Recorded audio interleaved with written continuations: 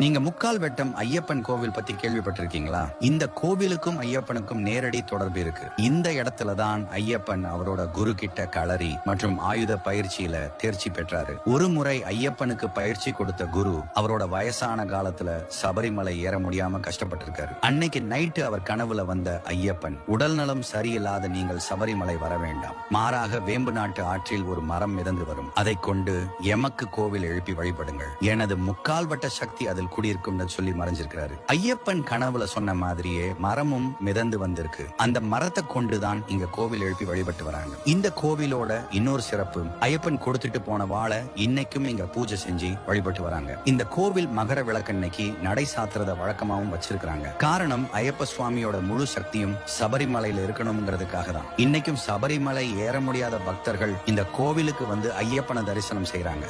இந்த கதை பிடிச்சிருந்தால் லைக், ஷேர் செய்து சேனலை சப்ஸ்கிரைப் செய்யவும்.